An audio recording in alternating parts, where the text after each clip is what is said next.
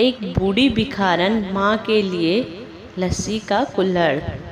दुकानदार हाथ जोड़कर बोला, साहब, ग्राहक तो यहाँ रोज रोज आते हैं, लेकिन इंसान तो कभी कभी आते हैं, आप ऊपर बैठ जाइए।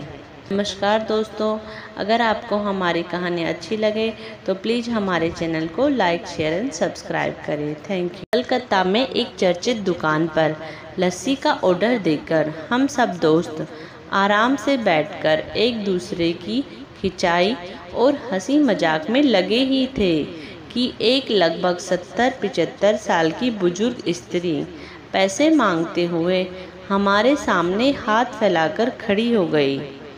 उनकी कमर झुकी हुई थी, चेहरे की झुर्रियों में भूख तैर रही थी, नेत्र भीतर की धसे हुए किंतु सजल थे। उनको देखकर मन में न जाने क्या आया कि मैंने जेब में सिक्के निकालने के लिए डाला हुआ हाथ वापस खींचते हुए उनसे पूछ लिया कि दादी, लस्सी पियोगी?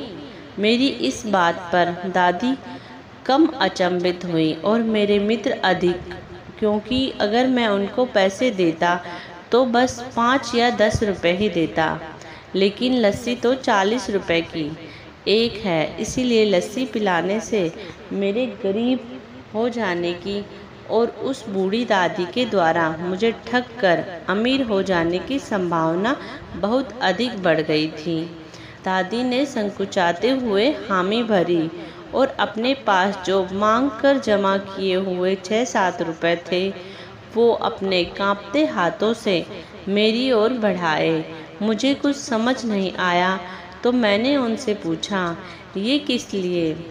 इनको मिलाकर मेरी लस्सी के पैसे चुका देना बाबूजी। भावुक तो मैं उनको देखकर हो ही गया था, रही बची कसर उनकी इस बात ने पूरी कर दी।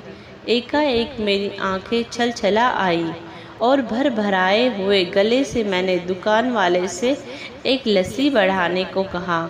उन्होंने अपने पैसे वापस मुट्ठी में बंद कर लिए, पास ही जमीन पर बैठ गए। अब मुझे अपनी लाचारी का अनुभव हुआ, क्योंकि मैं वहां पर मौजूद दुकानदार, अपने दोस्तों और कई अन्य ग्राहकों की वजह से उनको कुर्सी पर बैठने के लिए नहीं कह सका। डर था कि कहीं कोई टोक न दे, कहीं किसी को एक भीख मांगने वाली बूढ़ी महिला के उनके बराबर में बिठाए जाने पर आपत्ति न हो जाए।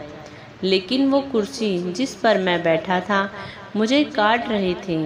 लस्सी कुल्हड़ों में भरकर हम सब मित्रों और बूढ़ी दादी के हाथ में आते ही मैं अपना कुल्हड़ पकड़कर दादी के पास ही जमीन पर बैठ गया, क्योंकि ऐसा करने के लिए तो मैं स्वतंत्र था, इससे किसी को आपत्ति नहीं हो सकती थी।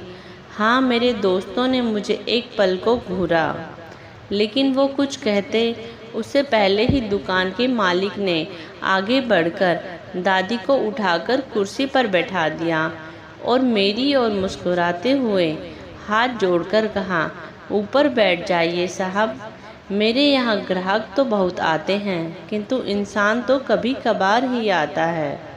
दुकानदार के आग्रह करने पर मैं और बूढ़ी दादी दोनों कुर्सी पर बैठ गए। हालांकि दादी थोड़ी घबराई हुई थी, मगर मेरे मन में एक असीम संतोष था।